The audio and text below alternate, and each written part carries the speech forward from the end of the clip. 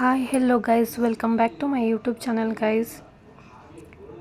ನಮ್ಮ ಮನೆಯಲ್ಲಿ ಇವತ್ತು ಬೆಣ್ಣೆ ತೆಗೆಯೋ ಪ್ರೊಸೀಜರ್ ಮಾಡ್ತಾ ಇದ್ದಾರೆ. ಹೇಗಿರುತ್ತೆ ಅಂತ ನೋಡಿ. ಈ ಹಸುಗಳಿಂದ ಹಾಲು ಕರೆದ್ಬಿಟ್ಟು ಅದರ ಕೆನೆಯನ್ನು ಡೈಲಿ ತೆಗೆದು ಅದರಿಂದ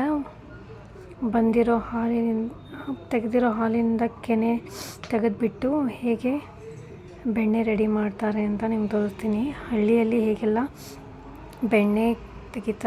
ಬೆಣ್ಣೆ ತೆಗೆದುಬಿಟ್ಟು ಹೇಗೆ ತುಪ್ಪ ರೆಡಿ ಮಾಡ್ತಾರೆ ಅಂತ ತೋರಿಸ್ತೀನಿ ನೋಡಿ ಗೈಸ್.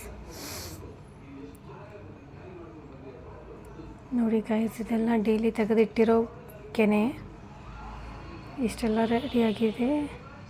ಮೋಸ್ಟ್ಲಿ ಇದು 15 to 20 days ತೆಗೆದಿಟ್ಟಿರ್ಬೋದು ಅಂದ್ಕೊತೀನಿ. ಈ ರೀತಿಯಾಗಿ ಕೆನೆ ರೆಡಿಯಾಗಿರುತ್ತೆ. ಅದನ್ನು ಒಲೆ ಮೇಲೆ ಇಟ್ಬಿಟ್ಟು ಕಾಯಿಸ್ತಾ ಇದ್ದೀವಿ ನೋಡಿ. ಈ ರೀತಿಯಾಗಿ ಇಷ್ಟು ದಪ್ಪ ಆಗಿದೆ ಕೆನೆ. ನನಗಂತೂ ಫುಲ್ ಖುಷಿ ಆಯಿತು ನೋಡಿದಾಗ. ತುಂಬ ಖುಷಿಯಾಗಿ ಅದನ್ನೆಲ್ಲ ನೋಡ್ತಾ ಇದ್ದೆ. ಫಸ್ಟ್ ಟೈಮ್ ತುಂಬ ಎಕ್ಸೈಟಿಂಗ್ ಆಗಿದೆ ಇದು.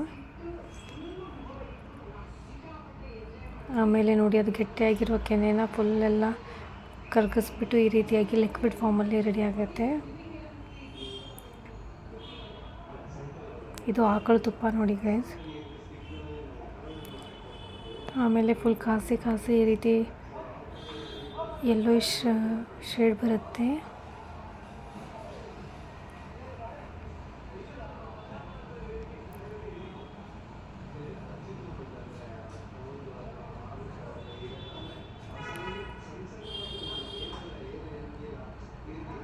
ಫುಲ್ ಲಿಕ್ವಿಡ್ ಫಾರ್ಮಲ್ಲಿ ಕನ್ವರ್ಟ್ ಆಗ್ತಿದೆ ನೋಡಿ ಗೈಸ್.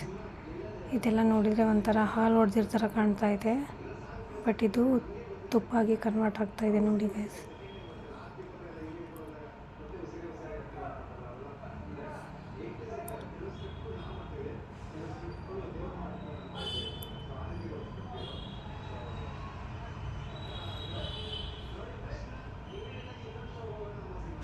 ಈಗ ಫುಲ್ ಎಣ್ಣೆ ಥರ ಕಾಣಿಸ್ತಾ ಇದೆ ನೋಡಿ ಗೈಸ್.